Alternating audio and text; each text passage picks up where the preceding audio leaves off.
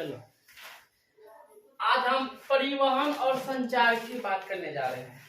Chapter तुम्हारा वही 8 होगा। अब किसके बारे में हमको आज चर्चा करना है? परिवहन और संचार। आखिर परिवहन और संचार क्या है? यह क्वेश्चन पूछेगा तुम्हारा एग्जाम के अंदर में, पूछ सकता है कि परिवहन और संचार में क्या अंतर है, या परिवहन से आप क्या समझते हैं, या संचार से आप क्या समझते हैं। बस हम उसको अच्छे तरीके से हमको समझना है, ठीक है। चलो अब चलते हैं हम परिवहन। परिवहन आखिर है क्या, इसके बारे में हम जान लेते हैं कि परिवहन आखिर क्या है। यात्रियों व वस्तुओं को एक स्थान से दूसरे स्थान पर लाना व ले जाना वो परिवहन कहलाता है, ठीक है। यानी यात्रियों व वस्तुओं को एक स्थान से दूसरे स्थान तक लाना व ले जाना ही परिवहन कहलाता है।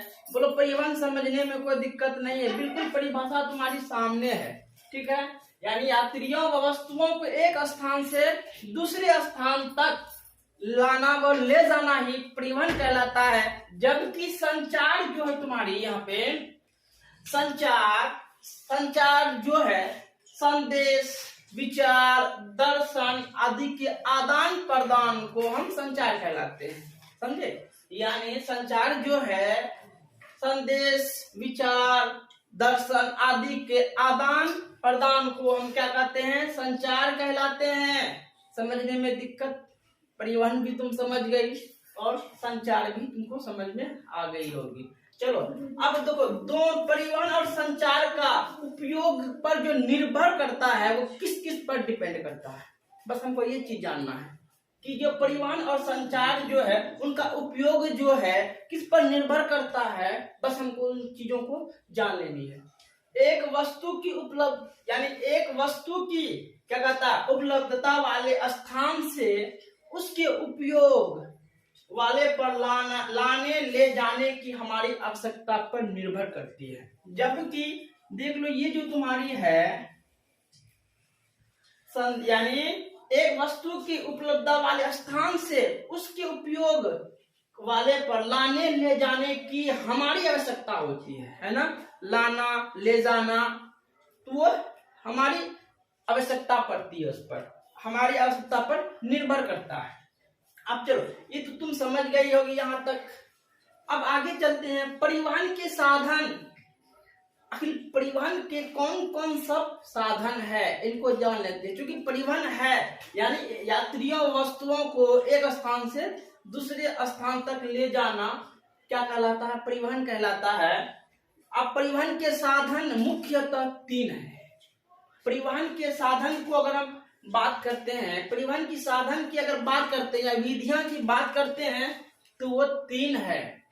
तो वो 3 कौन है? एक होता है स्थल परिवहन, दूसरा होता है जल परिवहन, तीसरा होता है वायु परिवहन।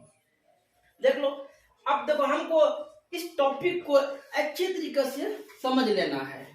देखो, ये तुम्हारा जो परिवहन के साधन 3 है, पहला स्थल परिवहन, दूसरा है जल परिवहन, तीसरा है तुम्हारी वायु परिवहन। अब देखो, ये तो तुम जान ला परिवहन के साधन कितने हैं, 3 प्रकार से, है ना। स्थल परिवहन, जल परिवहन और वायु परिवहन। देख लो, अब स्थल परिवहन की बात अगर हम करते हैं तो वो मुख्यतः 3 है। कितने हैं? एक होता है चाहे सड़क मार्ग के जरिए से, रेलवे मार्ग के जरिए से, तीसरा पाइपलाइन के जरिए से। अब ये जो स्थल परिवहन की अगर हम बात करते हैं तो सड़क परिवहन के जरिए यातायात होता है, दूसरी रेलवे के जरिए से, रेल मार्ग के जरिए से यातायात होता है, तीसरी पाइपलाइन के जरिए से, जैसे पेट्रोल ये सब जो होता है पाइपलाइन के जरिए से किया जाता है। अब जल परिवहन की अगर हम बात करते हैं तो अंतःस्थलीय, दूसरा है तुम्हारा सागरीय व महासागरीय। यानी अंतःस्थलीय, जैसे कि अंतःस्थलीय जो है ये जो है परिवहन, ये जैसे नहर हुआ, छोटे छोटे तालाब के अंदर में इस जगह से उस जगह जाना, तो वो अंतःस्थलीय परिवहन है। जबकि सागरीय व महासागरीय, बड़े बड़े समुद्र में जो यातायात करते हैं वो सागरीय व महासागरीय वो जल परिवहन के जरिए से होता है। और जबकि वायु परिवहन के अंदर में राष्ट्रीय यानी राष्ट्रीय, दूसरा तुम्हारा है अंतर्राष्ट्रीय। हमको जानना है कि राष्ट्रीय जो अपने देशों के अंदर में ही जो कारोबार होता है, चाहे देखो अपने देशों के अंदर में एक स्थान से दूसरे स्थान जाना, यानी एरोप्लेन से जाना, हवाई जहाज से जाना, एक देश मतलब अपने देश के अंदर में ही वो राष्ट्रीय है। जबकि अंतर्राष्ट्रीय की बात की जाए तो एरोप्लेन के जरिए से या हवाई जहाज के जरिए से एक देश से दूसरे देश में जाना तो अंतर्राष्ट्रीय परिवहन कहलाता है। यहाँ पे समझने में कोई दिक्कत नहीं। अब हम बात करते हैं अब मुख्यतः अब सड़कों का यानी सड़क की पहले हम बात करते हैं। आगे चल के आगे तुमको अंतरस्थलीय करेंगे, पाइपलाइन पढ़ाया जाएगा, तुमको रेलवे पढ़ाया जाएगा, राष्ट्रीय पढ़ाए जाएंगे, अंतर्राष्ट्रीय भी पढ़ाए जाएंगे। लेकिन पहले हम सड़क की बात करते हैं। अच्छी तरीके से जो जान लोगे तो इसमें ऑब्जेक्टिव सब निकलता है इसके अंदर में, तो अच्छी तरीके से हमको इन चीजों को समझ लेना है ताकि हमको अगर अच्छे ढंग से अगर समझ गई हो ना इसको तो तुमको कहीं दिक्कत नहीं होगा। बस हम एक चीज देख लेते हैं, सड़क परिवहन जो है तुम्हारी, ये सड़क परिवहन जो है छोटी दूरियों की यात्रा के अनुकूल है। सड़क परिवहन जो है छोटी दूरियों की यातायात का यानी यात्रा के अनुकूल है, छोटी दूरियों के लिए ये अनुकूल है। जबकि यही सड़क पर विश्व का दूसरा सबसे बड़ा सड़क जाल कहाँ पे है? वो भारत में है, हमारे भारत में है। पूछ देगा कि विश्व का दूसरा सबसे बड़ा सड़क जाल मार्ग कहाँ है? वो भारत के अंदर में है। अब यानी अब देख ले एक दौर था उस जमाने में जो प्राचीन काल के शेरशाह सूरी ने एक रोड का निर्माण किया, जो रोड का नाम था ग्रांड ट्रक रोड। उसका नाम क्या था? ग्रांड ट्रक रोड, जो कि कोलकाता से पेशावर तक आपस में जोड़ती है। जबकि तुम्हारी पेशावर हिंदुस्तान में नहीं है, कहाँ? पाकिस्तान के अंदर में है, पाकिस्तान में है पेशावर। कोलकाता से पेशावर तक ये ग्रांड रोड को क्या करते हैं? आपस में जोड़ती है। यानी अब देख लो एक क्या होता है, शेरशाह सूरी ने कोलकाता से पेशावर तक ग्रांड ट्रक रोड जो है बनवाई है ना, एक रोड बनवाई जिसका नाम रखा ग्रांड ट्रक रोड बनवाई। जो अभी जो वर्तमान में, ये तो प्राचीन पहले था आधुनिक, अब जो वर्तमान में जो बनाया गया है ये अमृतसर से लेकर के कोलकाता तक। पहले क्या था? कोलकाता से पेशावर तक ये ग्रांड रोड बनाई। जबकि अब वर्तमान में अगर देखा जाए तो वर्तमान में अमृतसर से लेकर के कोलकाता तक ये रोड बनवाई। अब तो इसका दो नाम, ग्रांड ट्रक रोड जो है ये दो रूप में दे दिया। एक होता है नेशनल हाईवे 1, एक होता है नेशनल हाईवे 2। अब एन यानी एन से नेशनल हाईवे, नेशनल हाईवे 1 ये जो अमृतसर से दिल्ली तक जोड़ती है, अमृतसर से दिल्ली को जोड़ती है। जबकि नेशनल हाईवे 2 जो है दिल्ली से कोलकाता तक जोड़ती है। पर यहाँ तक समझने में कोई दिक्कत नहीं है। आगे चलते हैं। अब आधुनिक सड़कों का पहला प्रयास जो किया गया 1943 में किया गया।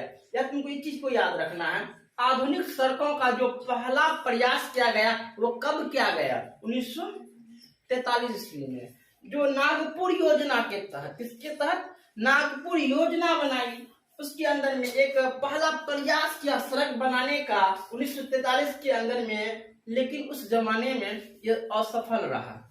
अब देख लो, रजवाड़ों व अंग्रेजों के बीच में तालमेल की कमी के कारण इसलिए यह नागपुर योजना जो है तुम्हारी असफल रहा, मतलब सक्सेसफुल नहीं हुआ। क्यों? रजवाड़ों यानी राजा, जिस वक्त राजा थे, राजा में यानी 1947 से पहले जब हमारा देश भारत आजाद नहीं हुआ था, अंग्रेजों के जमाने में राजा से जो तालमेल नहीं बैठता था, इसलिए ये योजना क्या बिल्कुल असमर्थ रहा। समझे? यानी ये जो योजना असफल रहा, मतलब ये सक्सेसफुल नहीं हुआ।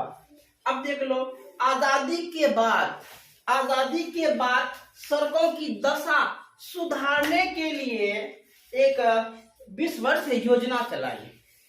कौन सी योजना? आजादी के बाद यानी 1947 के बाद, आजादी के बाद फिर एक योजना चलाई जो 1961 में शुरू की गई। उस योजना का नाम था 20 वर्ष सड़क योजना। समझे, इसे याद रखना है कि आजादी के 20 वर्ष सड़क योजना कब शुरू हुई? 1961 ईस्वी में 20 वर्ष योजना कब हुई? 1961 में। तो ये कब हुआ? आजादी के बाद। सड़कों की दशा, जो सड़कें सब बिगड़ी हुई थी, समझे, उबड़ खाबड़ थी, सड़कों को सुधारने के लिए पहले तो राजा और अंग्रेजों में तालमेल नहीं के चलते क्या होता था, सड़क आपस में नहीं बन पाती थी, जिसके चलते ये जो नागपुर योजना था बिल्कुल असफल रहा। जबकि फिर आजादी के बाद 1961 में एक सड़कों की दशा सुधारने के लिए एक योजना तैयार किया। उस योजना का नाम रखा 20 वर्षीय योजना, जो 1961 में शुरू की गई। अब इस टॉपिक को अच्छे से अगर समझ जाओगे तुमको कहीं दिक्कत नहीं नजर आएगा। इसलिए तुम अच्छे ढंग से अगर इसको लिखोगे, अच्छे ढंग से अगर समझ गए हो तो कोई दिक्कत नहीं होगा। एक चलो, परिवहन जो है तुम्हारे यात्रियों के क्या होता है, वस्तुओं को एक स्थान से दूसरे तक ले जाना, यानी क्या कहता है, पर लाना व ले जाना ही परिवहन कहलाता है। बस इसको हम इन चीजों को याद रखेंगे कि यात्रियों व वस्तुओं को एक स्थान से दूसरे स्थान पर लाना व ले जाना परिवहन ही कहलाता है। जबकि संचार जो है संदेश, विचार, खबर, दर्शन आदि के आदान प्रदान को ही हम संचार कहलाते हैं। और पूछा जाए कि परिवहन और संचार का जो उपयोग है किस पर निर्भर करता है, बस हम एक वस्तु की उपलब्धता वाले स्थान से उसके उपयोग क्या कहता है, उपयोग वाले पर लाने ले जाने की हमारी जिम्मेदारी है, यानी हमारी आवश्यकता पर निर्भर करता है। अगर पूछ जाएगा कि परिवहन और संचार, परिवहन के कितने साधन है, मुख्यतः 3 साधन है कि स्थल परिवहन, जल परिवहन और वायु परिवहन। अब स्थल परिवहन में भी 3 है, 3 भागों में बांट दिए हैं, सड़क, रेलवे, पाइपलाइन। और जल परिवहन में भी 2 भागों में इसको बांटा गया है, अंतःस्थलीय, दूसरा सागरीय व महासागरीय। वायु परिवहन जो है राष्ट्रीय, दूसरा अंतरराष्ट्रीय। पर इस टॉपिक को समझने में तुमको कहीं दिक्कत नहीं हुई होगी। अगर अच्छे ढंग से इसको तुम समझ गई हो तो तुमको ऑब्जेक्टिव इससे क्वेश्चन भी निकल के आ रहा है तुम्हारे सामने। हर एक लफ्ज को देखेंगे तो तुमको बात समझ में आ जाएगी। तो हम जानते हैं कि तुम लोग अच्छे ढंग से समझ गए हो, इसलिए भाइयों इसको लाइक भी करना, शेयर भी करना, कमेंट भी करना। Thank you.